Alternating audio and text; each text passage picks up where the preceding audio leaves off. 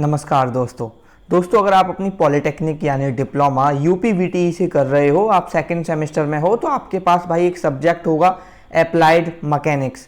भाई अगर आपके पास अप्लाइड मैकेनिक्स है तो इस वीडियो में हम अप्लाइड मैकेनिक्स के सभी यूनिट से मतलब पूरे सब्जेक्ट से टॉप इम्पोर्टेंट एमसीक्यू देखेंगे, क्योंकि इस बार यूपी वीटीई के जो एग्ज़ाम हो रहे हैं ऑनलाइन हो रहे हैं।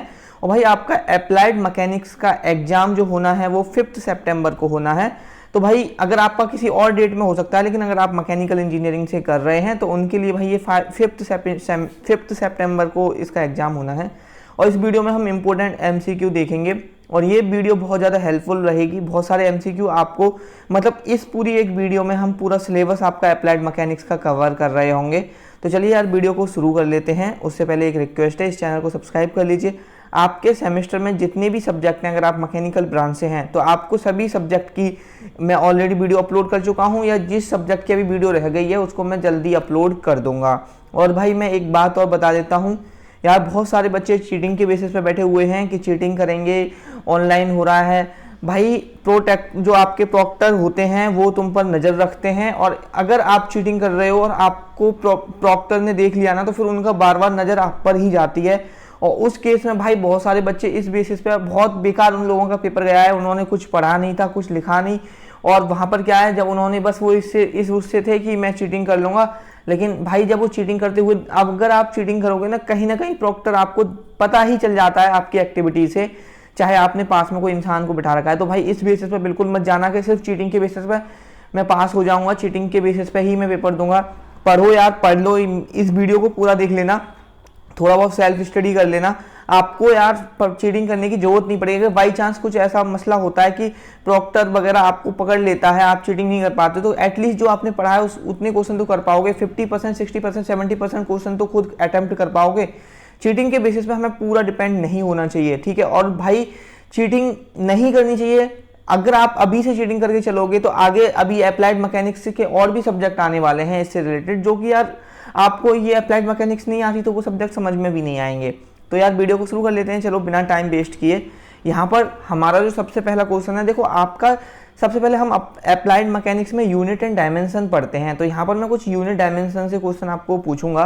तो यहाँ पर हमारा जो पहला, और भाई मैं एक बात तो बता दूँ, आपको यहाँ पर क्वेश्चन हिंदी और इंग्लिश दोनों में देखने को मिलेंगे। अगर आप अपना डिप्लोमा हिंदी या इंग्लिश किसी भी बैकग्राउंड से कर रहे हैं, कोई फर्क नहीं पड़ता है। अगर आप हिंदी से कर रहे हैं तो आप अपना क्वेश्चन हिंदी में देख सकते हैं, इंग्लिश में कर रहे हैं तो आप अपना क्वेश्चन इंग्लिश में देख सकते हैं। तो चलिए यार पहला क्वेश्चन डिस्कस कर लेते हैं। पहला क्वेश्चन है एसआई यूनिट ऑफ फोर्स। आपको एसआई यूनिट बतानी है फोर्स की क्या होती है। वल की एसआई यूनिट, वल देखो फोर्स को हिंदी में वल कहते हैं, वल की आपको एसआई इकाई बतानी है, ठीक है। स्टैंडर्ड यूनिट बतानी है कि क्या होती है।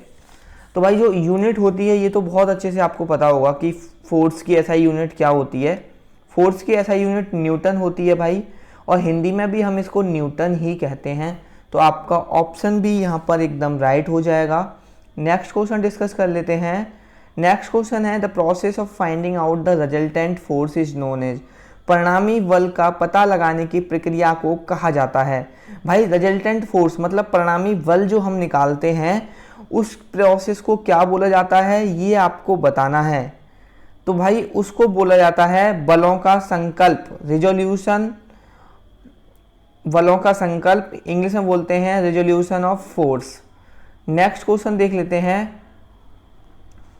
नेक्स्ट क्वेश्चन है the resultant of two forces which are acting at an angle theta. भाई अगर आपकी किसी एंगल थीटा पर दो फोर्स काम कर रही हैं तो उसका रिजल्टेंट निकालने के लिए कौन सा फॉर्मूला यूज होगा ये आपको बताना है। तो बताइए भाई, आप यहाँ पर देखो हिंदी में सेम क्वेश्चन ये है, एक ही मतलब ये दिया हुआ है कोण पर कार्य कर रहे दो बलों का परिणाम। भाई हिंदी मैंने यहीं पे लिखी हुई है, क्योंकि ये तो सब ऑप्शन तो हिंदी या इंग्लिश सेम लिखे जाएंगे। तो आपको ये बताना है कि कोण पर कार्य कर रहे दो बलों का परिणाम क्या होगा, रिजल्टेंट क्या होगा। बताइए भाई, आपके सामने ऑप्शंस हैं, मैं आपको फिर इसका राइट आंसर बताऊंगा कि राइट आंसर इसका क्या होगा।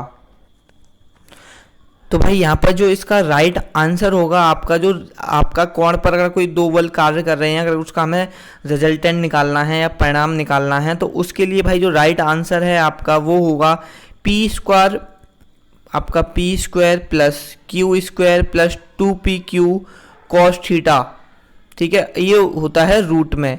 ठीक है, मैं एक बार भाई यहाँ पर बहुत ज़्यादा थोड़ा सा इसको हम इरेज करके मैं दोबारा लिखता हूँ, 1 सेकंड का वेट टाइम दीजिए मुझे। वहाँ पर भाई आपका ये होता है फॉर्मूला अंडर रूट में P square plus Q square plus 2pq cos theta, ठीक है, कॉस थीटा। अब भाई अगर मैं इस अंडर रूट को हटाऊंगा तो ये क्या हो जाएगा, यहाँ पर 1/2 की पावर हो जाएगी, ठीक है, वो तो आप जानते होंगे, तो इसलिए इसका ऑप्शन बी आपका भाई सही हो जाएगा। नेक्स्ट क्वेश्चन है the resultant of two forces P and Q acting along the same straight line and in same direction. एक ही सीधी रेखा और एक ही दिशा में कार्य करने वाले दो बलों P और Q का परिणाम क्या है, ये आपको बताना है। अगर भाई एक ही सीधी रेखा में एक ही दिशा में कार्य करने वाले दो बलों P और Q का परिणाम बताना है क्या होगा। तो भाई यहाँ पर जो आपका जो परिणाम निकालेंगे या रिजल्टेंट निकालेंगे, अगर दोनों फोर्सेस एक ही रेखा पर और एक ही दिशा में कार्य कर रही हैं तो भाई वो हो जाएगा P प्लस Q, तो आपका ऑप्शन सी सही हो जाएगा। नेक्स्ट क्वेश्चन है the resultant of two equal forces P making an angle 2 theta is given by. 2 theta कोण बनाने वाले दो समान बलों P का परिणाम द्वारा दिया गया है। अगर भाई आपको ये बताना है अगर 2 थीटा एंगल बन रहा है उस पर एक फोर्स P लग रही है तो उसका रिजल्टेंट किसके द्वारा निकाला जाएगा।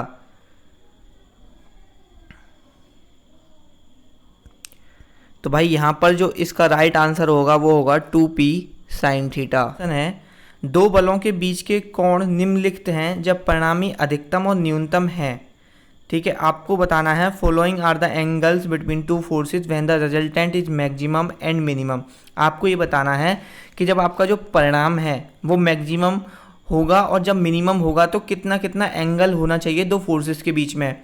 तो भाई यहाँ पर जो इसका राइट आंसर है वो हो जाएगा, जब भाई देखो मैं एक बता दूँ, जब आपका दो फोर्सेस के बीच में जो एंगल है वो 0 डिग्री होगा तब आपका रिजल्टेंट मैक्सिमम होगा, और जब दो फोर्सेस के बीच में आपका एंगल 180 डिग्री होगा तो आपका जो रिजल्टेंट है वो मिनिमम होगा, मतलब परिणाम कम से कम होगा, ठीक है। तो आपका यहाँ पर ऑप्शन डी सही हो जाएगा। नेक्स्ट क्वेश्चन देख लेते हैं। नेक्स्ट क्वेश्चन है the resultant for a number of force acting at a point is given by. एक बिंदु पर कार्य करने वाले कई बलों का परिणाम किसके द्वारा निकाला जाता है, ये आपको बताना है।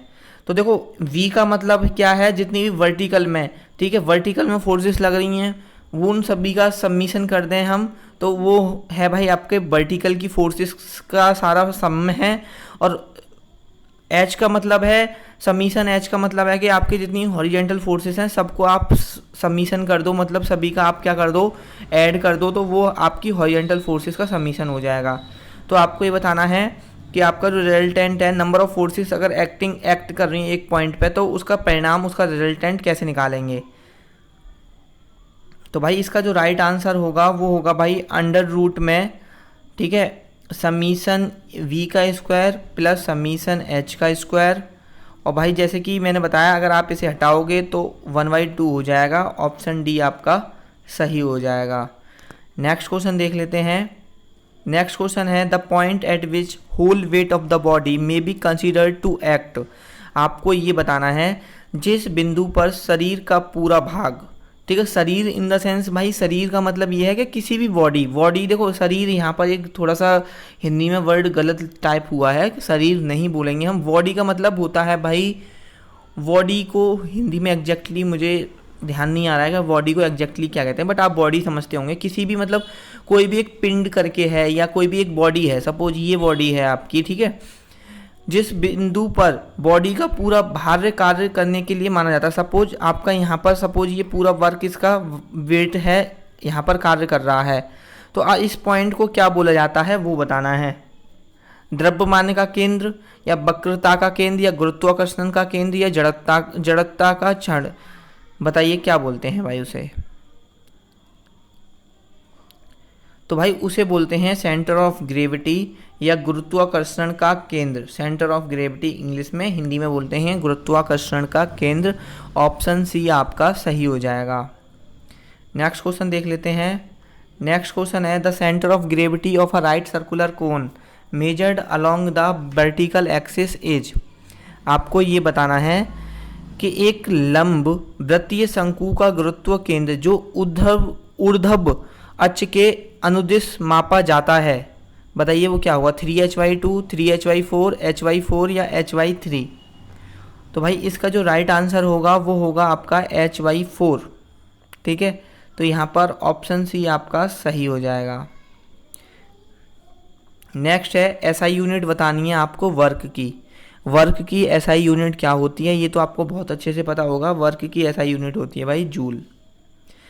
अब एसआई यूनिट बतानी है आपको पावर की। पावर की एसआई यूनिट होती है भाई वॉट, ये भी आप जानते होंगे। नेक्स्ट क्वेश्चन है if the resultant force acting on a body is zero. आपसे ये पूछा गया है यदि किसी पिंड पर कार्य करने वाले बलों का परिणाम शून्य है, मतलब अगर किसी बॉडी पर जितनी फोर्सेस लग रही हैं उसका रिजल्टेंट जीरो है, तो पिंड कैसा है, इक्विलिब्रियम कंडीशन में है, मतलब संतुलन में है, या संतुलन में नहीं है, या असमान वेग के साथ आगे बढ़ रहा है, या उपरोक्त में से कोई नहीं। तो भाई इसका जो राइट आंसर होगा, अगर आपके परिणाम सभी परिणाम जितने भी बल हैं सभी का परिणाम जीरो है, तो इसका मतलब ये है कि आपकी जो बॉडी है वो संतुलन में है। मतलब कि भाई यहाँ पर आपका ऑप्शन ए और इंग्लिश में हो जाएगा इज इन इक्विलिब्रियम। ठीक है, नेक्स्ट क्वेश्चन डिस्कस कर लेते हैं। नेक्स्ट क्वेश्चन है आपका the force which meet at a point and their lines of action lie in the same plane and known as. आपसे ये पूछा गया है वे बल जो एक बिंदु पर मिलते हैं और उनके कार्य रेखाएं एक तल में होती हैं, उन्हें के रूप में जाना जाता है। उन फोर्सेस को क्या बोला जाता है, उन बलों को क्या बोला जाता है। आपको ये बतानी है जो आपके बल हैं वो एक ही बिंदु पर तो मिलते हैं और उनकी कार्य रेखाएं एक ही तल में है। सपोज आपका एक ये तल है और ये एक ही पॉइंट पर आपकी फोर्स काम कर रही हैं, तो इस बल को क्या बोलते हैं, इन तरह इस फोर्सेस को आप क्या बोलोगे, ये आपको बताना है। तो भाई इन फोर्सेस को बोला जाता है कोप्लानर कॉन्करेंट फोर्सेस, को समतलीय समवर्तीय बल। अब भाई जैसे हमने यहाँ पर एक ये क्वेश्चन देखा है कि देखो समतलीय समवर्ती बल कोप्लानर कॉन्करेंट फोर्स, तो मैं एक बार आपको ये समझा देता हूँ कि कोप्लानर कॉन्करेंट फोर्सेस क्या होती हैं, नॉन कोप्लानर कॉन्करेंट फोर्सेस, क्योंकि यहाँ से सवाल जरूर बन सकता है। तो देखो मैं थोड़ा सा आपको समझाता हूँ। सबसे पहले हम बात करेंगे कोप्लानर फोर्सेस क्या होती हैं। देखिए when all forces are acting in the same plane, जब सभी अभी हम हिंदी में पढ़ेंगे, पहले अभी इंग्लिश में बात कर लेते हैं। When all forces are acting in the same plane, they are called coplanar. Whereas when forces act at same time and at the same point, they are called concurrent forces. जब सभी बल एक ही तल में कार्य कर रहे हों और उन्हें समतलीय कहा जाता है, जबकि जब बल एक ही समय और एक ही बिंदु पर कार्य करते हैं तो उन्हें समवर्ती बल कहलाते हैं। आई होप आपके समझ में आ गया होगा कि समतलीय बल क्या होते हैं। उसके बाद अब हम बात करते हैं कि नॉन कोप्लानर कॉन्करेंट फोर्स क्या होती हैं। Non coplanar concurrent forces are those forces which meet at one point but their line of action do not lie on the same plane. मतलब नॉन कोप्लानर कॉन्करेंट फोर्सेस भाई वो forces होती हैं, वो बल होते हैं जो एक पॉइंट पे तो होते हैं लेकिन उनकी जो लाइन ऑफ एक्शन है वो एक प्लेन पर नहीं होते। ठीक है, ये मिलती तो एक ही पॉइंट पर है बट इनका जो लाइन ऑफ एक्शन होता है ना, जिनका इनका प्लेन होता है वो सेम नहीं होता। गैर समतलीय समवर्ती बल वे बल हैं जो एक बिंदु पर मिलते हैं लेकिन उनकी कार्रवाई की रेखाएं एक तल पर नहीं होती हैं। आई होप भाई आपके समझ में आ रहा होगा। अब देखते हैं कि non coplanar non concurrent forces क्या होती हैं। भाई जो non coplanar non concurrent forces होती हैं वो होती हैं मीट एट वन पॉइंट, एक पॉइंट पर मिलते हैं, but their line of action do not lie on the same plane, लेकिन उनका लाइन ऑफ एक्शन एक प्लेन पे नहीं होता। Do not meet at one point and line of action do not lie on the same plane, do not meet at one point but their line of action lie on the same plane. ठीक है, एक बिंदु पर मिलते हैं लेकिन उनकी कार्रवाई की रेखाएं एक तल में नहीं होती हैं। एक बिंदु पर नहीं मिलते हैं और उनके कार्य रेखाएं एक तल में नहीं होती हैं। एक बिंदु पर नहीं मिलते हैं लेकिन उनकी कार्य रेखा एक ही तल पर होती हैं। ठीक है, ये अलग अलग फोर्सेस यहाँ पर आपको बताई गई हैं। अब हम नेक्स्ट एमसीक्यू डिस्कस कर लेते हैं। नेक्स्ट आपका है when the car moves on the road it's wheel has. आपसे ये पूछा गया है जब कार सड़क पर चलती है तो उसका पहिया होता है। आपको ये बताना है जब आपकी एक कार है, जब वो सड़क पर चल रही है तो उसका पहिया कैसा होगा, विशुद्ध रूप से घूर्णी गति में होगा या विशुद्ध रूप से अनुवाद गति में होगा, घूर्णी और अनुवाद संबंधी गति में होगा, या इनमें से कोई नहीं। इंग्लिश में देखें तो वो प्योरली रोटेशनल मोशन करेगा उसका पहिया, या प्योरली ट्रांसलेशन मोशन करेगा, या रोटेशनल और ट्रांसलेशन दोनों मोशन करेगा, या इनमें से कोई भी मोशन नहीं करेगा। तो भाई यहाँ पर रोटेशनल और ट्रांसलेशन दोनों मोशन करेगा। ऑप्शन सी घूर्णी और ट्रांसलेशन संबंधी गति। नेक्स्ट क्वेश्चन है the friction experienced by a body when it is rest is called. आपसे ये पूछा गया है जब आपका एक friction, the friction experienced by a body, जब भाई आपकी बॉडी कोई भी फ्रिक्शन लगता है उस पर और जब आपकी बॉडी रेस्ट में होती है तो उसको कौन सा फ्रिक्शन बोला जाता है। किसी पिंड द्वारा आराम करने पर अनुभव किए जाने वाले घर्षण को कहा जाता है। तो भाई उस घर्षण को आप बोलते हैं स्टैटिक फ्रिक्शन या स्थैतिक घर्षण। और भाई जब आपकी बॉडी चल रही होती है, जब उस पर कोई फ्रिक्शन लगता है तो उसे बोला जाता है डायनामिक फ्रिक्शन। नेक्स्ट क्वेश्चन देख लेते हैं। नेक्स्ट क्वेश्चन है the friction experienced by a body when it is in motion is called. जैसे कि अभी मैंने बताया उसको बोलते हैं भाई आप डायनामिक फ्रिक्शन, गतिशील घर्षण। नेक्स्ट क्वेश्चन देख लेते हैं। नेक्स्ट क्वेश्चन है आपका डायनामिक फ्रिक्शन इज ऑलवेज। आपको ये बताना है आपका जो गतिशील घर्षण होता है वो स्थैतिक घर्षण से हमेशा कम होता है, ज़्यादा होता है या बराबर होता है। तो भाई जो आपका गतिशील घर्षण होता है वो स्थैतिक घर्षण से कम होता है हमेशा। तो ऑप्शन ए इंग्लिश में less than, dynamic friction is always less than static friction. Movement of inertia of a circular section about its diameter. आपको बताना है व्यास डी के प्रत्यय एक वृत्ताकार खंड का जड़त्व आघूर्ण क्या होता है। जड़त्व आघूर्ण निकालने के लिए देखो आपने सर्कुलर, आपने मोमेंट ऑफ इनर्शिया पढ़ा होगा अलग अलग सेक्शन के लिए, जैसे कि आपका रेक्टेंगुलर ब्लॉक के लिए अलग होता है। ऐसे ही यहाँ पर पूछा गया है कि अगर आपको मोमेंट ऑफ इनर्शिया निकालना है, आपने शॉर्ट में पढ़ते हैं आप उसे MOI, ठीक है। अगर आपको जड़त्व आघूर्ण निकालना है किसका, वृत्ताकार खंड का, तो कौन सा फॉर्मूला यूज करोगे, बहुत इंपॉर्टेंट क्वेश्चन। तो भाई वो होता है π/64 × D⁴। ऑप्शन सी आपका सही हो जाएगा। नेक्स्ट क्वेश्चन है आपका the maximum displacement of a body from its mean position. किसी पिंड का अपनी माध्य स्थिति से अधिकतम विस्थापन है। आपके ऑप्शन है आपके सामने, आपको बताना है कि इसका जो राइट आंसर है वो क्या होगा भाई। एम्पलीट्यूड होगा या मीन पोजीशन होगा या भाई आपका फ्रीक्वेंसी होगा या टाइम पीरियड होगा। बताइए इसका जो राइट आंसर है भाई वो क्या होगा। हिंदी में भी आप देख सकते हैं ऑप्शन, और भाई इसका जो राइट आंसर होगा वो होगा आयाम, और इंग्लिश में बोलते हैं इसे एम्पलीट्यूड। नेक्स्ट क्वेश्चन देख लेते हैं। नेक्स्ट क्वेश्चन है the force applied on a body of mass 150 kg to produce an acceleration of 10 metre per second square is. आपको ये बताना है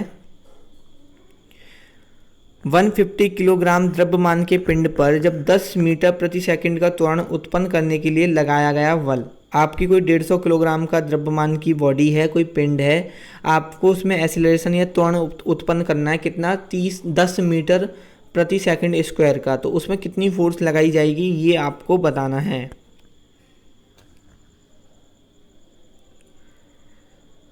तो भाई इसका जो फॉर्मूला होता है वो होता है मास इंटू एक्सीलरेशन। आपने पढ़ा होगा फोर्स का फॉर्मूला होता है मास इंटू एक्सीलरेशन। तो मास आपका 150 kg है और भाई आपका जो एक्सीलरेशन है वो है 10 मीटर पर सेकेंड, और अगर मैं 150 × 10 करूँगा तो वो हो जाएगा 1500, ठीक है, न्यूटन। तो आपका ऑप्शन सी सही हो जाएगा। नेक्स्ट क्वेश्चन देख लेते हैं। नेक्स्ट क्वेश्चन है भाई आपका the force of friction acts in a direction is the force of friction acts in a direction to the direction of motion of object। आपसे पूछा गया है घर्षण बल की गति की दिशा में क्या कार्य करता है, सेम दिशा में कार्य करता है या अपोजिट दिशा में करता है या परपेंडिकुलर में करता है या डाउनवर्ड में करता है, मतलब नीचे की ओर। आपका क्वेश्चन हिंदी और इंग्लिश दोनों में है, आप दोनों में पढ़ सकते हैं। तो भाई इसका जो राइट आंसर है वो है आपका अपोजिट डायरेक्शन में, ठीक है, ऑप्शन बी सही हो जाएगा। और भाई वी ब्लोम, वैसे देखो ब्लोम यहाँ सही वर्ड नहीं है हिंदी में होगा उल्टी डायरेक्शन में, ठीक है, उल्टी दिशा में। नेक्स्ट क्वेश्चन देख लेते हैं हम यहाँ पर। नेक्स्ट क्वेश्चन है भाई आपका the force of friction depends upon, जो आपका घर्षण बल होता है वो किस पर निर्भर करता है ये आपको बताना है। तो भाई जो आपका घर्षण बल है जो डिपेंड करता है वो सबसे पहले तो इस बात पर डिपेंड करता है कि जो आपकी सतह है उसकी प्रकृति कैसी है, नेचर कैसा है, ठीक है। और वो भाई इस पर भी करता है कि जो संपर्क में वस्तुओं की सामग्री, मतलब जिस ऑब्जेक्ट के वो संपर्क में आ रही है उसका मटेरियल क्या है, ठीक है। ऑप्शन बी और ऑप्शन ए दोनों सही हो जाएंगे। जिसमें दिया हुआ है सी ऑप्शन में दिया हुआ है बोथ ए एंड बी, तो आपका सी ऑप्शन सही हो जाएगा। नेक्स्ट क्वेश्चन देख लेते हैं। नेक्स्ट क्वेश्चन है भाई the body will move only when, आपकी बॉडी कब मूव करेगी आपको ये बताना है। देखो बॉडी को हिंदी में यहाँ पर आप पिंड से रिलेट करना है। यहाँ पर ये जो शरीर लिखा हुआ है ये गलत लिखा हुआ है, ठीक है। बॉडी का मतलब है पिंड, कोई भी बॉडी हो सकती है। अब आपको ये बताना है कि जो आपका पिंड है वो कब हिलेगा, जब आपकी फोर्स ऑफ फ्रिक्शन बराबर होगी अप्लाइड फोर्स के, मतलब जितना घर्षण बल है उतना ही जितना आप बल लगा रहे हो दोनों बराबर हैं, या आपका फोर्स ऑफ फ्रिक्शन कम है और अप्लाइड फ्रिक्शन फोर्स ज़्यादा है। तो भाई ये देखो घर्षण बल आपका बराबर होगा और जितना आप बल लगा रहे हो तो वो हटेगी ही नहीं, मतलब हिलेगी भी नहीं। लेकिन अगर आपने बल ज़्यादा लगाया है और घर्षण बल कम है आपके बल के लगाया, जैसे कि भाई घर्षण बल 5 न्यूटन है और आपने जो बल लगाया वो 10 न्यूटन है, तो बॉडी तभी हिलेगी जब आपका बल घर्षण बल से ज़्यादा होगा। तो ऑप्शन बी आपका सही हो जाएगा। नेक्स्ट क्वेश्चन देख लेते हैं। The ratio of limiting force of friction to the normal reaction is known as, आपको बताना है घर्षण के सीमित बल और सामान्य प्रतिक्रिया के अनुपात को के रूप में जाना जाता है। किस रूप में जाना जाता है आपको ये बताना है। Limiting force of friction upon normal reaction उसको क्या बोलते हैं ये आपको बताना है। तो भाई उसको बोलते हैं घर्षण का गुणांक, coefficient of friction. Option A आपका सही हो जाएगा। नेक्स्ट क्वेश्चन की अगर मैं बात करूं भाई यहाँ पर, तो नेक्स्ट क्वेश्चन है the coefficient of friction is equal to, आपका जो कोफिशिएंट होता है फ्रिक्शन वो किसके इक्वल होता है, मतलब जो आपका म्यू होता है घर्षण गुणांक होता है वो किसके इक्वल होता है। तो भाई वो होता है tan थीटा के, ठीक है। तो आपका कौन सा ऑप्शन सही हो जाएगा, tan फाई के, ठीक है। तो आपका जो राइट आंसर होगा वो होगा ऑप्शन ए। नेक्स्ट क्वेश्चन देख लेते हैं यहाँ पर हम। नेक्स्ट क्वेश्चन है भाई आपका the force of friction is equal to, घर्षण बल F बराबर होता है, आपका जो घर्षण बल होता है फोर्स ऑफ फ्रिक्शन होता है वो किसके बराबर होता है। तो भाई वो होता है आपका म्यू इंटू आर। तो यहाँ पर आपका ऑप्शन बी आपका सही हो जाएगा। नेक्स्ट क्वेश्चन है आपका the value of normal reaction of the following figure, आपकी देखो ये फिगर दी गई है, इसमें आपको नॉर्मल रिएक्शन की वैल्यू बतानी है कि नॉर्मल रिएक्शन की क्या वैल्यू होगी।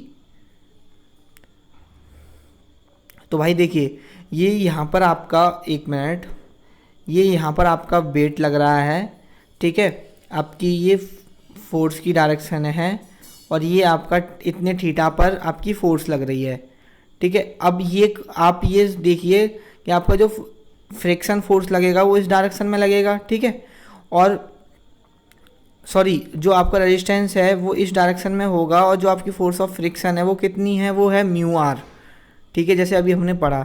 तो आपको क्या बताना है, आपको नॉर्मल रिएक्शन बतानी है। तो देखिए जो वेट लग रहा है वो आपका पॉजिटिव कंसिडर की, वेट इक्वल टू क्या होगा, यहाँ पर ये थीटा है तो यहाँ पर ये क्या होगा, साइन थीटा होगा। तो हम क्या लेंगे, equal to P sine theta. अगर आपने ये कोफिशिएंट करना पढ़ा होगा तो आप सही आपको आता होगा। और भाई अगर मैं पी साइन थीटा को इधर ले आऊँगा तो ये हो जाएगा W minus P sine theta, ठीक है, तो ये भाई ऑप्शन ई आपका सही हो जाएगा। नेक्स्ट क्वेश्चन है when the two surface in contact have a thick layer of lubricant in between them, it is known as। जब संपर्क में आने वाली दो सतहों के बीच स्नेह की एक मोटी परत होती है तो इसे किस रूप में जाना जाता है ये बताना है। उसको ठोस घर्षण बोलते हैं, रोलिंग घर्षण बोलते हैं, चिकना घर्षण बोलते हैं या फिल्म घर्षण बोलते हैं। तो भाई उसको फिल्म घर्षण या फिल्म फ्रिक्शन, ऑप्शन डी आपका सही हो जाएगा। नेक्स्ट क्वेश्चन है जब संपर्क में आने वाली दो सतहों के बीच स्नेह की बहुत पतली परत होती है तो इसे किस रूप में जाना जाता है। अगर बहुत पतली होती है तो किस रूप में जाना जाता है, तो इसको जाना जाता है फिल्म फ्रिक्शन, ऑप्शन डी आपका सही हो जाएगा। नेक्स्ट क्वेश्चन है आपका स्क्रू जैक में प्रयुक्त धागों के प्रकार हैं। भाई आपको ये बताना है the types of thread used in screw jacks are. आपके जो स्क्रू जैक्स में किस टाइप के थ्रेड या किस टाइप के थ्रेड जो होते हैं वो यूज किए जाते हैं, तो भाई वो किए जाते हैं वर्गाकार, स्क्वायर, ऑप्शन बी आपका सही हो जाएगा। नेक्स्ट क्वेश्चन है एकल प्रारंभ किए गए धागे के लिए सीसा बराबर होता है। भाई सीसा यहाँ पर ये काट लेना, यहाँ पर सीसा नहीं है, यहाँ पर लीड को हिंदी में लीड ही कहते हैं। For a single starter thread the lead is equal to, तो भाई ये होता है लीड जो आपका इक्वल होता है वो होता है पिच के, तो ऑप्शन बी आपका सही हो जाएगा। नेक्स्ट क्वेश्चन है भाई आपका the slope of the thread with horizontal is known as. जो आपकी हॉरिजॉन्टल सरफेस के साथ जो आपका स्लोप होता है थ्रेड का, आपको बताना है कि उसको आप क्या बोलते हैं, तो भाई उसको बोलते हैं हेलिक्स एंगल। इस एंगल को क्या बोलते हैं, इस एंगल को बोलते हैं हेलिक्स एंगल, ऑप्शन डी आपका सही हो जाएगा। हिंदी में एक बार इस क्वेश्चन को देख लेते हैं। क्षैतिज के साथ धागे का मतलब यहाँ थ्रेड है भाई, क्षैतिज के साथ थ्रेड की ढलान को के रूप में जाना जाता है तो हेलिक्स कोण के रूप में जाना जाता है। नेक्स्ट क्वेश्चन है फ्लैट, एक मिनट, नेक्स्ट क्वेश्चन है फ्लैट पाइवट बेयरिंग का उपयोग सहन करने के लिए किया जाता है। जो आपकी फ्लैट पाइवट बेयरिंग होती है वो क्या सहन करने के लिए, कौन सा थ्रस्ट सहन करती है, रेडियल करती है मतलब अक्षीय करती है, ठीक है। अब आपको बताना है अक्षीय करती है या रेडियल करती है, या रेडियल और अक्षीय दोनों करती है। तो भाई जो आपकी फ्लैट पाइवट बियरिंग होती हैं वो आपकी एक्सियल लोड मतलब कि आपका एक्सियल थ्रस्ट या अक्षीय जोर सहन करने के लिए यूज की जाती हैं, तो यहाँ पर आपका ऑप्शन ए सही हो जाएगा। नेक्स्ट क्वेश्चन देख लेते हैं हम। In plate clutch the clutch plate is placed. आपको ये बताना है जो आपकी प्लेट क्लच होती है उसमें क्लच प्लेट कहाँ पर रखी जाती है, तो भाई वो रखी जाती है आपकी प्रेशर प्लेट और फ्लाई व्हील के बीच में, ऑप्शन सी आपका सही हो जाएगा। जैसे कि अगर हिंदी में बोला जाता है फ्लैट क्लच में फ्लैट प्लेट को रखा जाता है, तो प्रेशर प्लेट और चक्का के बीच में, ऑप्शन सी आपका सही हो जाएगा। नेक्स्ट क्वेश्चन है भाई आपका an iron ball and a cotton ball of same mass are thrown from a height H in the air then. आपसे पूछा गया है कि लोहे की गेंद और समान द्रव्यमान की एक कपास की गेंद को एच ऊंचाई से हवा में फेंका जाता है, फिर आपको बताना है कि कपास की गेंद पहले ज़मीन पर पहुंच जाएगी, कपास की गेंद पहले ज़मीन पर पहुंच जाएगी, ऑप्शन रिपीट है भाई थोड़ा आपका, और थर्ड ऑप्शन है दोनों गेंदें एक ही समय में ज़मीन पर पहुंचेंगी, और थर्ड है आपका इनमें से कोई नहीं। बताइए भाई कौन सा यहाँ पर सही हो जाएगा।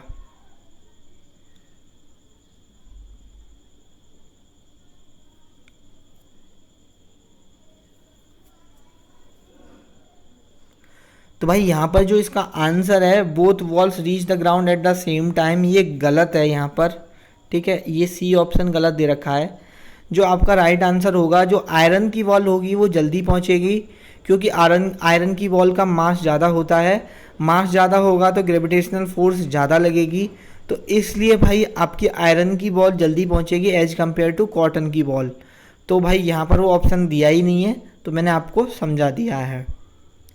नेक्स्ट क्वेश्चन है गुरुत्वाकर्षण के कारण त्वरण, जो आपका एक्सीलरेशन ड्यू टू ग्रेविटी बताना है, सभी जगहों पर समान होता है या ध्रुवों की तुलना में पृथ्वी के भूमध्य रेखा पर अधिक होता है, ऊंचाई के साथ घट रहा है, या सभी सही हैं। तो भाई जो एल्टीट्यूड ऊंचाई के साथ ये घटता है, आपका ऑप्शन सी सही हो जाएगा। नेक्स्ट क्वेश्चन है a man moving in the acceleration train on horizontal tracks feel that his weight,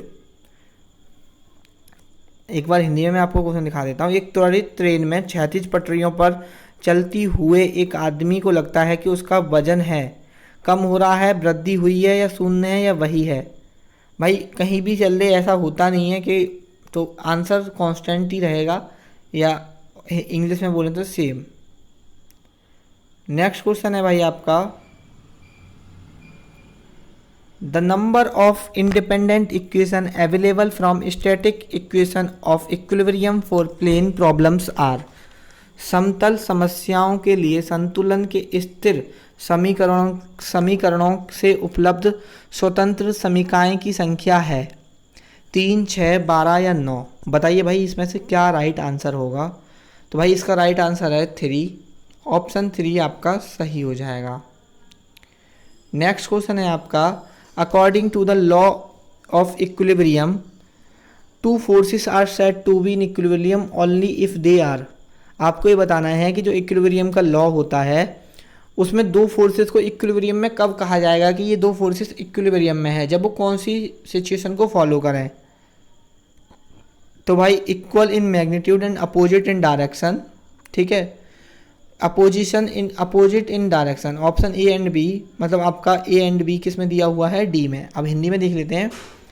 संतुलन के नियम के अनुसार दो बलों को संतुलन में तभी कहा जाता है जब वे परिणाम में बराबर और दिशा में विपरीत, ठीक है, और दिशा में विपरीत देखो दोनों सेम दे रखे हैं, इसलिए ए एंड बी हो जाएगा। नेक्स्ट क्वेश्चन है एक ब्लॉक एक चिकने झुकाव वाले विमान को ऊपर से 30 डिग्री समय पर नीचे की ओर खिसकाता है। यदि एक समान ब्लॉक को एक ही बिंदु से मुक्त रूप से जमीन पर गिरते हुए छोड़ा जाता है तो ये समय पर पहुंच जाएगा, किस समय पर पहुंच जाएगा ये बताना है। तो भाई वो t/2 हाफ समय पर पहुंच जाएगा, ऑप्शन ए आपका सही हो जाएगा। नेक्स्ट क्वेश्चन है आपका एक सिस्टम पर अभिनय करने वाले शून्य टोक के परिणाम स्वरूप का संरक्षण होता है कोणीय गति, रेखीय गति, कोणीय वेग, ऊर्जा वेग। तो ऑप्शन ए आपका सही हो जाएगा। नेक्स्ट क्वेश्चन है a railway train of 200 metre long passes over a 600 metre long bridge if the train is moving at 10 metre per second the time taken to cross the bridge. एक बार इसको हिंदी में देख लेते हैं।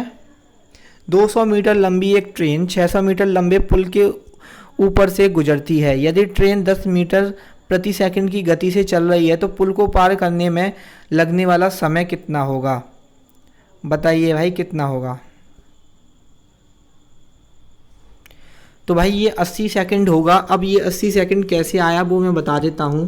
देखो आपका जो ट्रेन की लंबाई है ना वो और जो प्लेटफॉर्म की लंबाई है वो ऐड हो जाती है, क्योंकि एक ट्रेन जब किसी प्लेटफॉर्म को पार करती है तो वो अपनी लंबाई को तथा प्लेटफॉर्म की लंबाई को दोनों को पार करती है।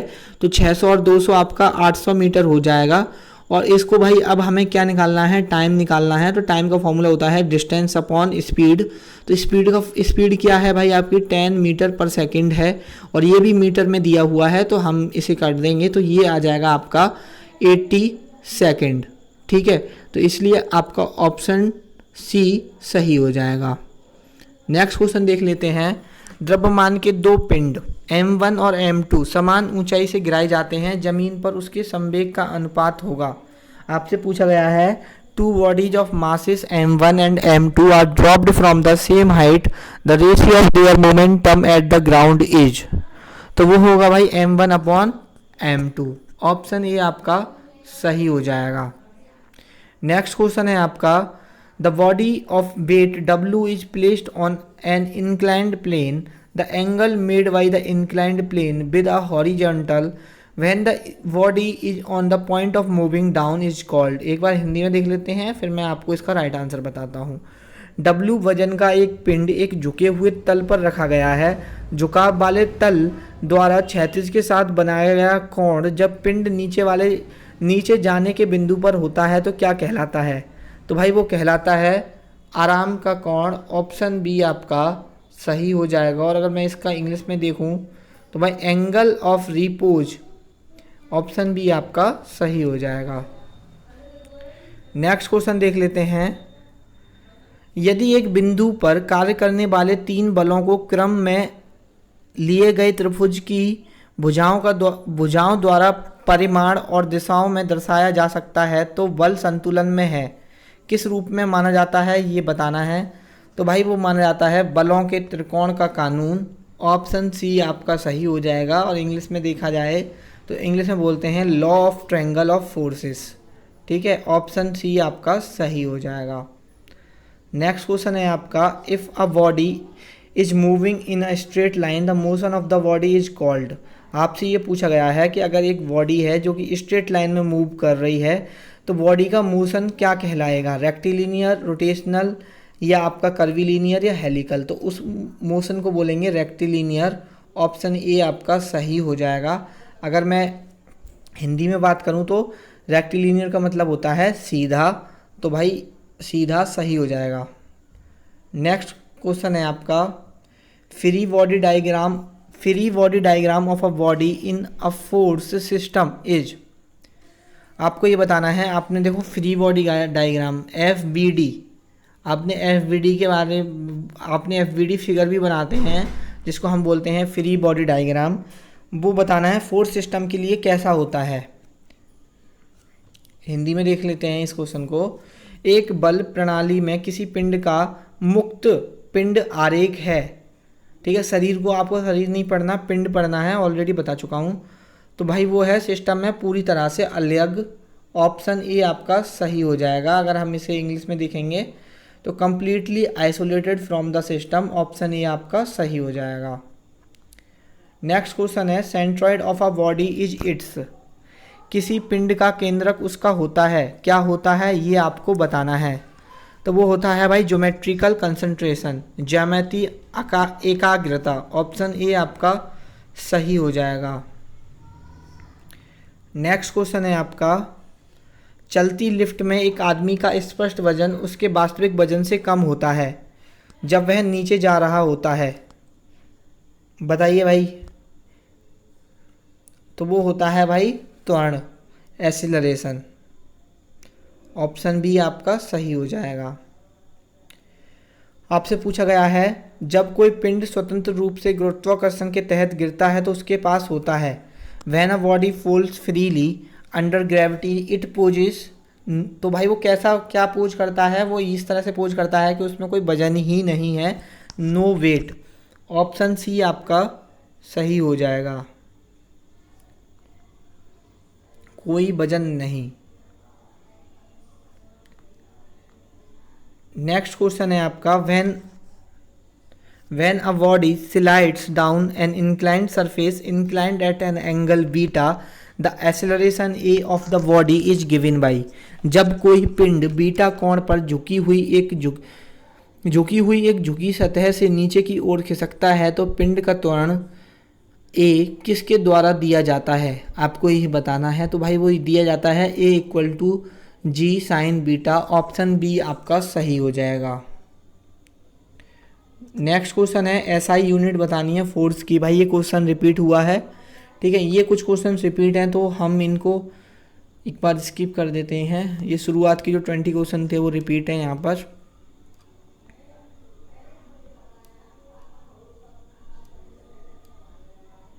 ठीक है, अब यहाँ से क्वेश्चन शुरू करते हैं। आपको बताना है जो आपका फलक्रम होता है, आपने पढ़ा होगा फलक्रम वगैरह के बारे में। आपको ये बताना है कि जो आपका फलक्रम होता है वो लीवर का कैसा पार्ट होता है, फिक्स्ड होता है, मूविंग पार्ट होता है या कैसा होता है। तो भाई जो आपका भाई ये मैंने कुछ 10-12 क्वेश्चन हैं जिनकी मैंने हिंदी नहीं लिखी है क्योंकि ये इनके फलक्रम लीवर ये सब इंग्लिश में ही पढ़ते हैं और वैसे मैं हिंदी में क्वेश्चन एक्सप्लेन कर ही रहा हूँ। तो आपको ये बताना है जो आपका फलक्रम होता है लीवर का वो फिक्स्ड पार्ट होता है या मूविंग पार्ट होता है। तो भाई जो आपका फल्क्रम होता है लीवर का वो फिक्स्ड पार्ट होता है। ऑप्शन ए आपका सही हो जाएगा। नेक्स्ट क्वेश्चन है आपका, लीवर कंसिस्ट ऑफ, लीवर क्या कंसिस्ट करता है, लीवर के कितने पार्ट्स होते हैं, 2, 3 या 4। तो भाई जो आपका लीवर होता है उसके 3 पार्ट होते हैं। एक फल, अभी मैं आगे भी बताऊंगा कौन कौन से पार्ट होते हैं। उसके बाद है लीवर हेल्प्स इन, लीवर किस में हेल्प करता है, ऑब्जेक्ट को मूव करने में, ऑब्जेक्ट को उठाने में, या दोनों में। तो भाई ऑब्जेक्ट को मूव करने में और ऑब्जेक्ट को उठाने में लीवर का काम दोनों में होता है। तो ऑप्शन ए एंड बी दोनों सही हो जाएंगे, तो all of the above. Next question है, जो आपका नेल कटर है वो किस प्रकार का लीवर है, फर्स्ट क्लास लीवर है, सेकंड क्लास लीवर है, या थर्ड क्लास लीवर है। अभी मैं ये भी बताऊंगा कि first class second class lever क्या होते हैं। तो भाई जो आपका नेल कटर होता है वो होता है भाई आपका फर्स्ट क्लास लीवर होता है, तो ये आपको ध्यान रखना है। जो आपका नेल कटर है वो है फर्स्ट क्लास लीवर।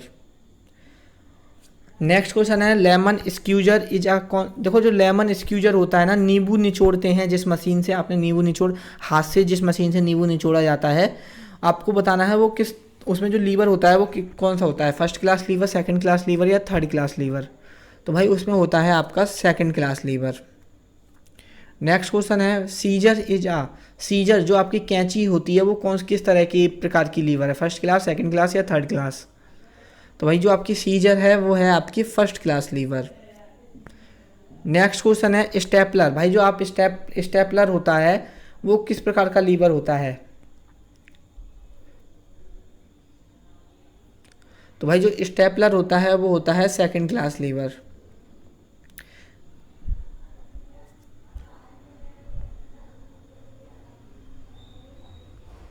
आपको ये बतानी है जो आपकी स्टेयरकेस होती हैं वो किस तरह की होती हैं। स्टेयरकेस एक लीवर है, इंक्लाइंड प्लेन है, व्हील एंड एक्सल है, या क्या है। तो भाई स्टेयरकेस एक लीवर होती है। अब आपको ये बताना है, in case of third class lever the sequence is. अब आपको अब पता चलेगा कि third class first second class क्या होता है। तो भाई आपका थर्ड क्लास लीवर होता है, उसमें जो सीक्वेंस होता है आपका वो बताना है आपको क्या होता है।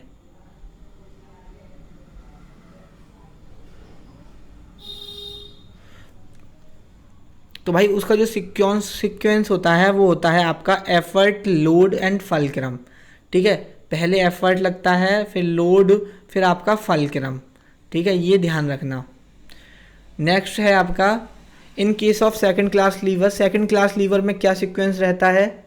तो भाई जो आपका सेकंड क्लास है, सेकंड क्लास में रहता है आपका फलक्रम, एफर्ट और load, option B.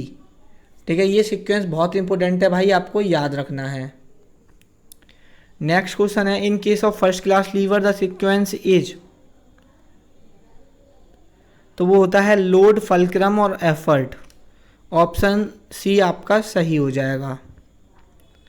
Next question है, मैकेनिकल एडवांटेज, बहुत इंपॉर्टेंट क्वेश्चन है। मैकेनिकल एडवांटेज का क्या फॉर्मूला होता है। अगर आपको मैकेनिकल एडवांटेज निकालना है तो भाई उसका फॉर्मूला होता है लोड अपॉन कितना आप एफर्ट लगा रहे हो।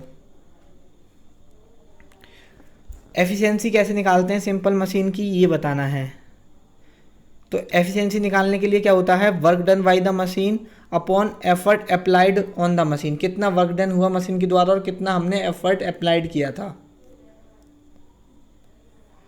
नेक्स्ट क्वेश्चन है, bottle openers is uh, bottle openers किस प्रकार के आपके लीवर होता है ये बताना है। तो वो होता है सेकंड क्लास लीवर।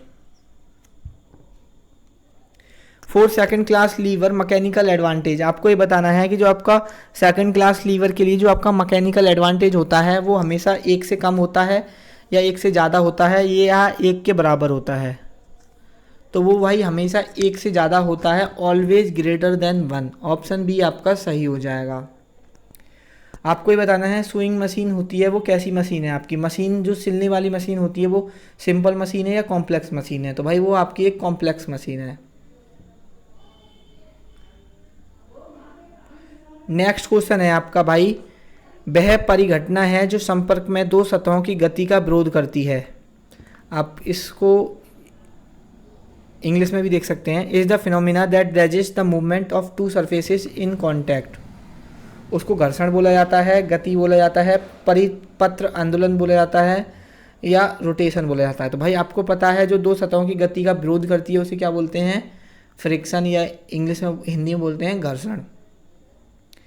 घर्षण वह परिघटना है जो परिभाषित करती है कि वहाँ दो सतहों के बीच एक प्रतिरोध मौजूद हो, दो सतहें संपर्क में हैं और घर्षण केवल उस सतह पर लागू होता है जो सतह की गति का विरोध करता है। ठीक है, यहाँ पर मैंने आपको एक्सप्लेनेशन भी दी हुई है, तो आप इसको भी पढ़ सकते हैं। नेक्स्ट क्वेश्चन है आपका, घर्षण बल हमेशा घर्षण के अनुप्रयोग की सतह पर कार्य करता है। The friction force always act to the surface of application of the friction, tangential, perpendicular, parallel या नॉर्मल। हिंदी में भी दिया हुआ है, तो भाई वो होती हैं टेंजेंशियल और हिंदी में बोलते हैं स्पर्श रेखा। ऑप्शन ए आपका सही हो जाएगा। नेक्स्ट क्वेश्चन है आपका यहाँ पर, और भाई मैंने यहाँ पर इसकी एक्सप्लेनेशन दी है तो आप इसे भी पढ़ सकते हैं। नेक्स्ट क्वेश्चन है आपका, शुष्क घर्षण को कहा जाता है। भाई शुष्क घर्षण को इंग्लिश में बोलते हैं ड्राई फ्रिक्शन। तो ड्राई फ्रिक्शन को और क्या बोलते हैं, मतलब शुष्क फ्रिक्शन को और क्या बोलते हैं, तो बोलते हैं भाई कूलम्ब फ्रिक्शन या कूलम्ब घर्षण। ऑप्शन बी आपका सही हो जाएगा। नेक्स्ट क्वेश्चन देख लेते हैं, who gave the concept of dry friction, शुष्क घर्षण की अवधारणा किसने दी। तो भाई ये जो कंसेप्ट दिया था ड्राई फ्रिक्शन का, वो दिया था आपका सी ए कूलम्ब। ऑप्शन ए आपका सही हो जाएगा। नेक्स्ट क्वेश्चन देख लेते हैं,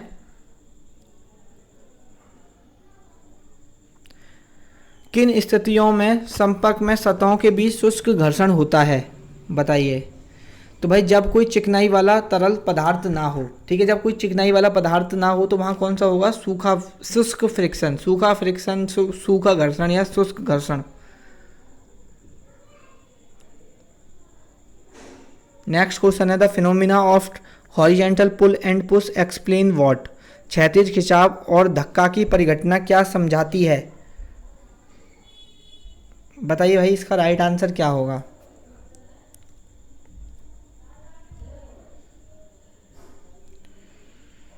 तो भाई ये है घर्षण का सिद्धांत, principle of friction, theory of friction या principle of friction. Option A आपका सही हो जाएगा। नेक्स्ट क्वेश्चन है, the block used to explain the theory of friction is kept over non deformable surface, घर्षण के सिद्धांत को समझाने के लिए प्रयुक्त ब्लॉक को गैर विकृत सतह पर रखा जाता है। सच है ये बात या गलत, ट्रू और फॉल्स। तो भाई ये फॉल्स है, ऑप्शन बी आपका सही हो जाएगा। नेक्स्ट क्वेश्चन है आपका, घर्षण के सिद्धांत की व्याख्या में गुटके का एक पूर्व धारणा हुआ करती थी, यानी ब्लॉक का ऊपरी हिस्सा कठोर माना जाता है। In the explanation of theory of friction the block, देखो यहाँ पर जो गुटके का मतलब, गुटके को इंग्लिश में बोलते हैं, जो ब्लॉक होता है उसको गुटका बोला जाता है हिंदी में। Use to have an assumption that it is a upper portion of the block is considered to be rigid, it is true और फॉल्स। तो भाई ये गलत है, ठीक है, फॉल्स हो जाएगा। घर्षण के सिद्धांत को समझाने के लिए प्रयुक्त ब्लॉक को एक विकृत सतह पर रखा जाता है। जैसा कि हम जानते हैं कि घर्षण का सिद्धांत कहता है कि जब संपर्क में दो सतहों के बीच कोई चिकनाई वाला द्रव मौजूद नहीं होता तो शुष्क घर्षण का होता है। इस प्रकार इसे दिखाने के लिए एक कठोर आकार वाली गैर कठोर विकृत सतह पर प्रयोग किए जाते हैं। नेक्स्ट क्वेश्चन है, the free body diagram use to explain the theory of dry friction is having distribution of both the normal forces and frictional surfaces. शुष्क घर्षण के सिद्धांत की व्याख्या करने के लिए प्रयुक्त मुक्त शरीर आरेख में सामान्य बलों और घर्षण सतह दोनों का वितरण होता है। असमान होता है या सम होता है या कैसा होता है ये बताना है। तो वो भाई अनइवन होता है, जिसको हिंदी में बोलते हैं असमान। नेक्स्ट क्वेश्चन है आपका, for equilibrium the normal forces acts in which direction in the free body diagram. आपसे ये पूछा गया है जो आपका फ्री बॉडी डायग्राम होता है उसमें संतुलन के लिए सामान्य बल किस दिशा में कार्य करते हैं? तो भाई वो करते हैं वर्टिकली अपवर्ड। ऑप्शन ए आपका सही हो जाएगा, और हिंदी में बोलेंगे लंबवत ऊपर की ओर, ऑप्शन ए।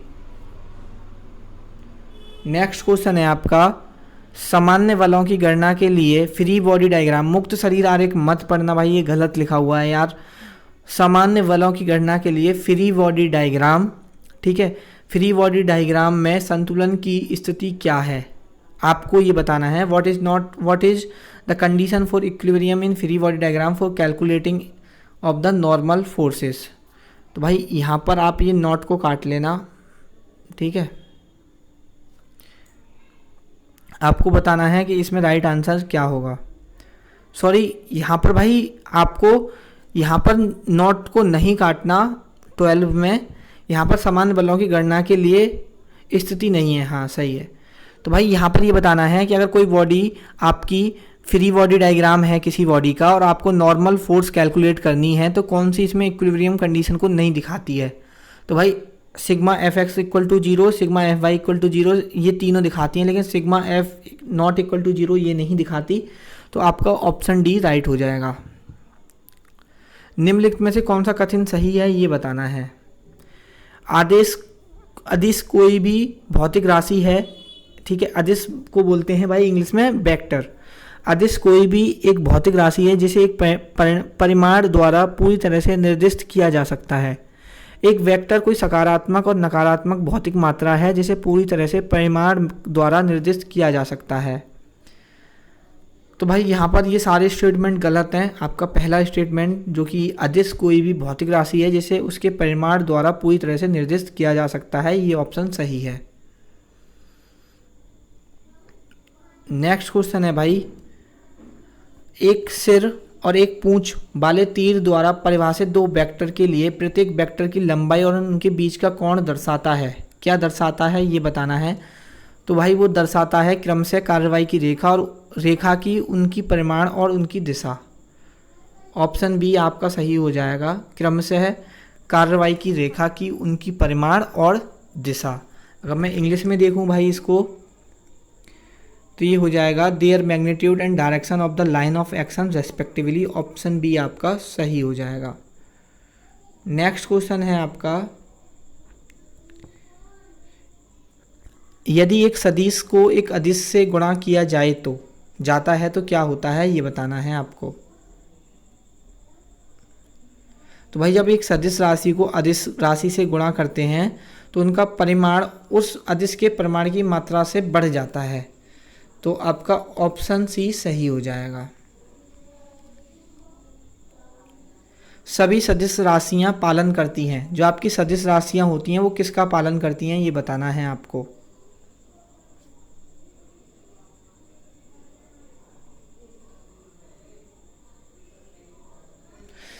समांतर चतुर्भुज जोड़ का नियम, गुणन का समांतर चतुर्भुज का नियम, उनके परिमाण के वर्गमूल का योग का समांतर, या उनके परिणाम वर्गमूल के योग का समांतर चतुर्भुज का नियम। और इंग्लिश में है, इंग्लिश में भी आप पढ़ सकते हैं, लेकिन जो इसका राइट आंसर होगा वो होगा समांतर चतुर्भुज जोड़ का नियम। ऑप्शन ए आपका सही हो जाएगा, ठीक है। इंग्लिश में हो जाएगा all the vector quantity of a parallelogram law of addition. Option A आपका सही हो जाएगा।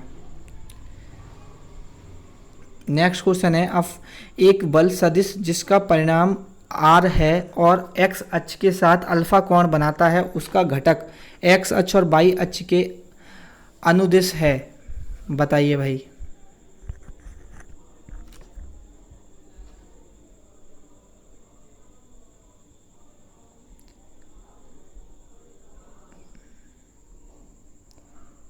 तो भाई इसका जो राइट आंसर हो जाएगा वो हो जाएगा R cosine and R sine alpha. Option A आपका सही हो जाएगा। नेक्स्ट क्वेश्चन है आपका, dividing the X axis component and Y axis component of the vector making an angle with Y axis alpha will give us. Y अक्ष alpha के साथ कोण बनाने वाले वेक्टर के एक्सिस अक्ष घटक और वाई अक्ष घटक को विभाजित करना हमें क्या देता है? Cot alpha, tan alpha, sec alpha, या बताइए 1। कौन सा ऑप्शन सही होगा? तो यहाँ पर भाई tan अल्फ़ा ऑप्शन ए आपका सही हो जाएगा। नेक्स्ट क्वेश्चन देख लेते हैं।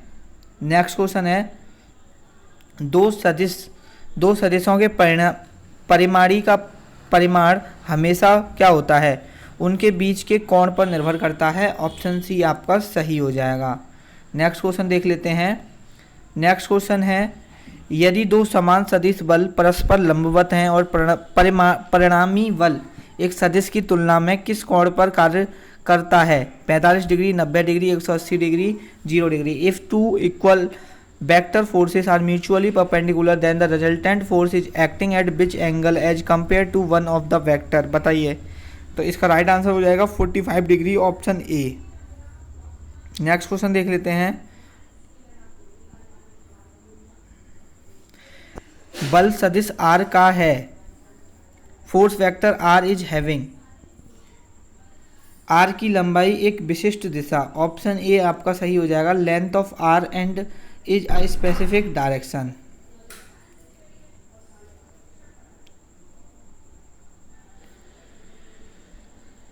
नेक्स्ट क्वेश्चन है what is not a condition for the equilibrium in 3 dimensional system of axis. आपसे ये पूछा गया है कि जो आपका 3 डायमेंशनल सिस्टम होता है उनमें से इनमें से कौन सी इक्विलिब्रियम की कंडीशन नहीं है। तो मैं पहले ही बता चुका हूँ, sigma F not equal to 0 आपकी कंडीशन नहीं होती है। तो ऑप्शन डी आपका सही हो जाएगा। जैसे कि यहाँ पर दिया हुआ है अक्ष के त्रिविमीय निकाय में संतुलन के लिए कौन सी शर्त नहीं है, तो ऑप्शन डी आपका सही हो जाएगा। नेक्स्ट क्वेश्चन है we first make equilibrium equation then the free body diagram and then solve the question, this is true और फॉल्स। बताइए क्या होगा। तो भाई ये फॉल्स है। हम इसमें ये पूछा है हम पहले संतुलन समीकरण और फिर फ्री बॉडी डायग्राम बनाते हैं। तो भाई सबसे पहले हम फ्री बॉडी डायग्राम बनाते हैं और फिर हम इक्विलिब्रियम इक्वेशन मतलब संतुलन समीकरण बनाते हैं।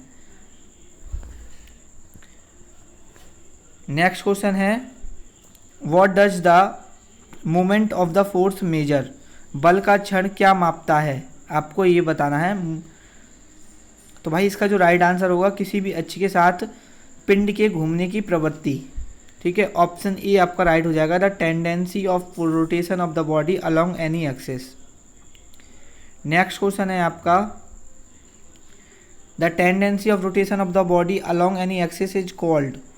जब आपकी जो बॉडी है वो किसी भी एक्सिस पर घूम सकती है, रोटेट कर सकती है, उसको क्या बोलते हैं, उस टेंडेंसी को क्या बोला जाता है ये बताना है। तो उसको बोला जाता है भाई आपका टॉर्क। ऑप्शन सी आपका टॉर्क सही हो जाएगा। नेक्स्ट क्वेश्चन है आपका, जैसे अगर हम इसे हिंदी में देखें, किसी भी अक्ष पर पिंड के घूमने की प्रवृत्ति को कहा जाता है तो टॉर्क, TORQE।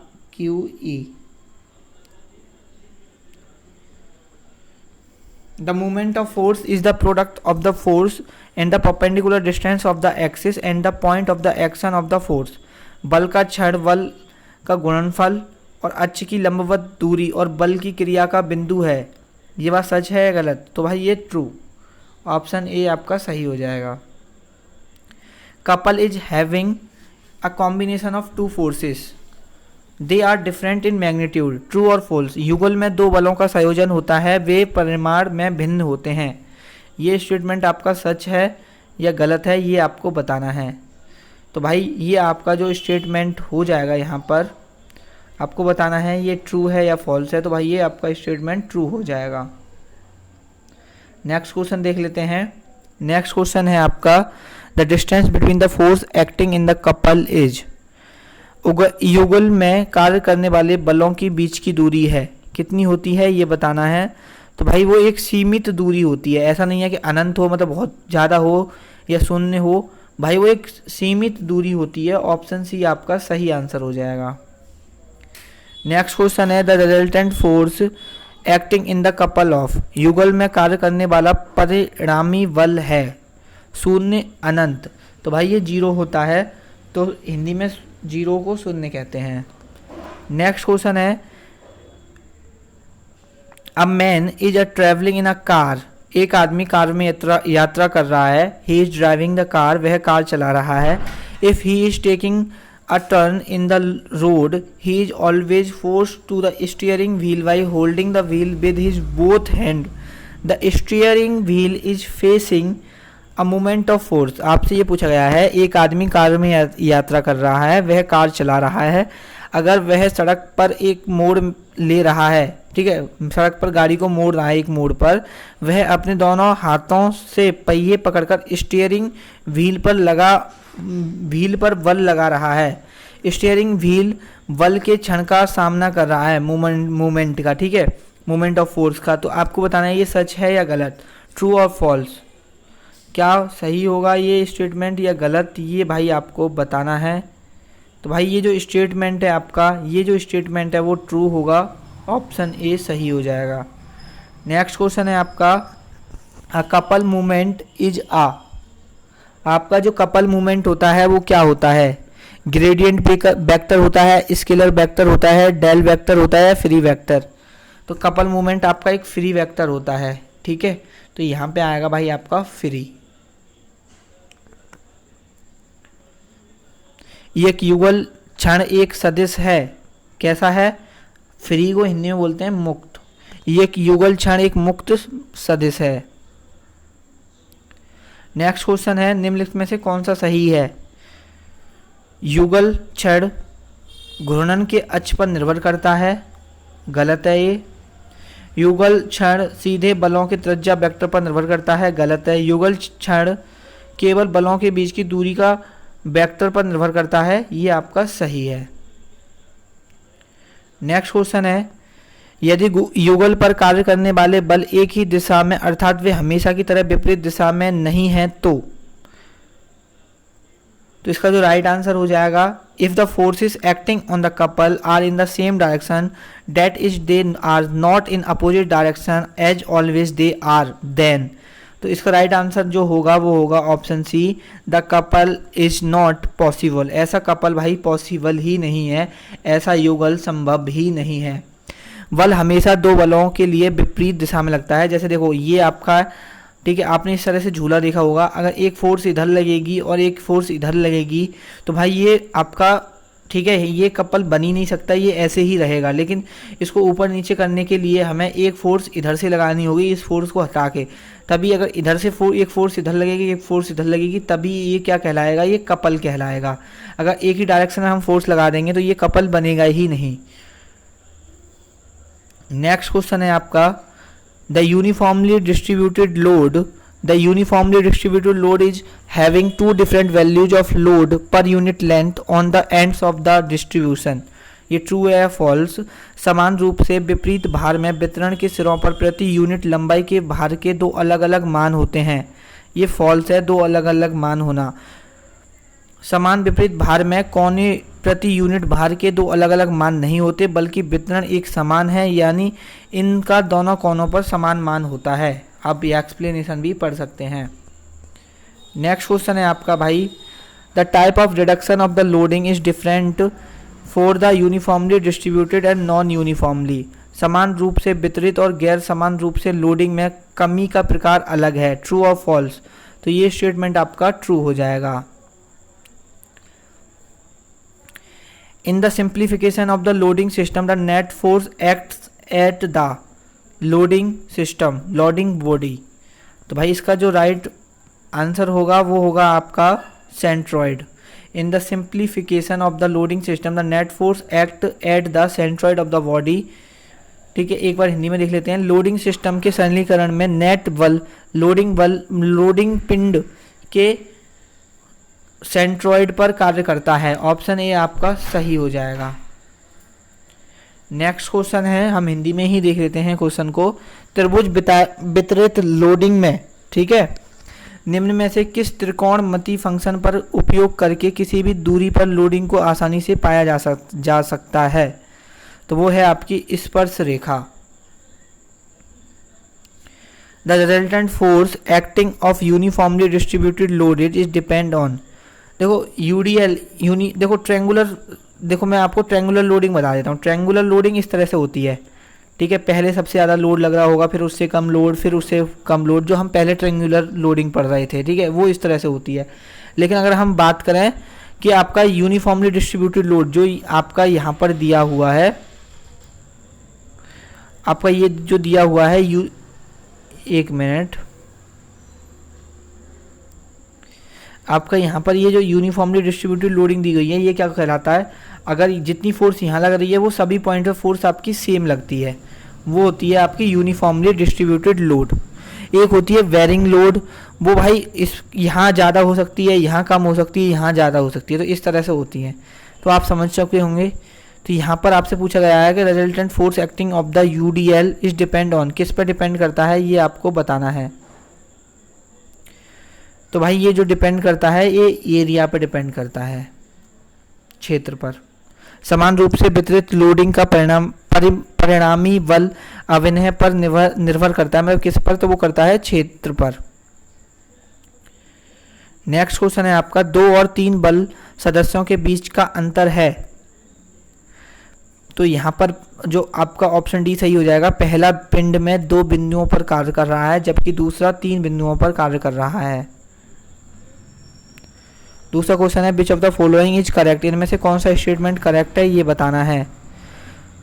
तो देखो, both 3 and 2 force members apply the moment of the body, और अगर मैं हिंदी की बात करूँ, निम्नलिखित में से कौन सा सही है? तो यहाँ पर 3 और 2 बल सदस्यों दोनों ही छड़ों को शरीर पर लागू करते हैं, ऑप्शन डी आपका सही हो जाएगा। नेक्स्ट क्वेश्चन है, frame and machine are 2 type of structural figure which are often composite of a pin connected to member, ये बताना है क्या इसमें सही होगा। तो भाई मल्टी फोर्स, ऑप्शन ए आपका सही हो जाएगा। एक बार हिंदी में देख लेते हैं। फ्रेम और मशीन 2 प्रकार के संचारात्मक आंकड़े हैं जो अक्सर पिन से जुड़े हैं। बहुबल सदस्य होते हैं या बहुयुगल? तो भाई बहुबल सदस्य होते हैं। नेक्स्ट क्वेश्चन है, are use to support loads, आपका कौन सा इनमें से फ्रेम्स मशीन से किसका यूज लोड को सपोर्ट करने के लिए किया जाता है? तो ऑप्शन ए आपका फ्रेम सही हो जाएगा। नेक्स्ट क्वेश्चन है, किसमें मूविंग पार्ट होते हैं, मशीन में या फ्रेम्स में? तो भाई जो आपके मूविंग पार्ट होते हैं वो होते हैं आपके मशीन में, जो आपका फ्रेम होता है उसमें फिक्स्ड पार्ट होते हैं। नेक्स्ट क्वेश्चन है, machine are so designed to and alter the effect of the forces, तो भाई ये है machine are design to transmit, machine का यूज किया जाता है फोर्सेस को ट्रांसमिट करने के लिए। नेक्स्ट क्वेश्चन है आपका भाई, forces acting on the support and joints are not important to determine in frames and machines, तो भाई ये स्टेटमेंट ट्रू हो जाएगा। नेक्स्ट क्वेश्चन है, the force obtained at the joint and the member of the machine are very important, they are used for, so भाई they are used for designing the size of members connections done in the frame and machines।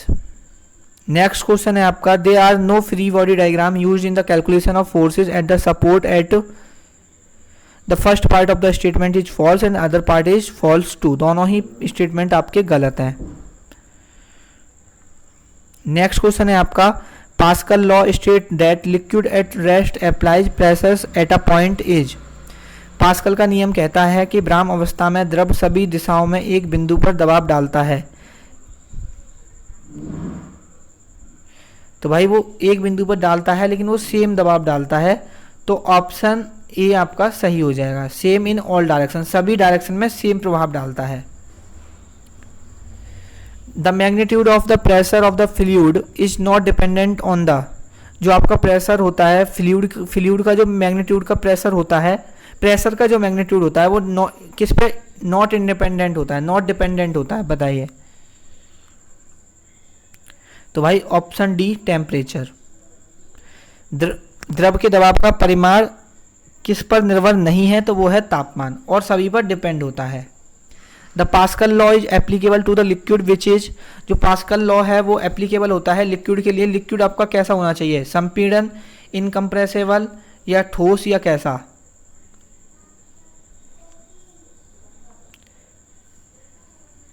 तो भाई वो होना चाहिए आपका incompressible. अब आपको ये बताना है गैसेस आर फ्लूइड्स, गैसेस कैसे फ्लूइड्स होते हैं, कंप्रेसिबल, इनकम्प्रेसिबल, तो भाई वो होते हैं आपके कंप्रेसिबल। ऑप्शन ए आपका सही हो जाएगा। नेक्स्ट क्वेश्चन है भाई आपका, pressure act to the surface of the body, normal, तो भाई ऑप्शन ए आपका नॉर्मल सही हो जाएगा। इसी के साथ हमारे भाई अप्लाइड मैकेनिक्स के इंपोर्टेंट एमसीक्यू खत्म होते हैं। आई होप आपको ये वीडियो इन्फॉर्मेटिव लगी होगी। प्लीज़ वीडियो को लाइक शेयर जरूर कर देना। Bye bye, take care. आपसे मुलाकात होगी किसी नेक्स्ट वीडियो में।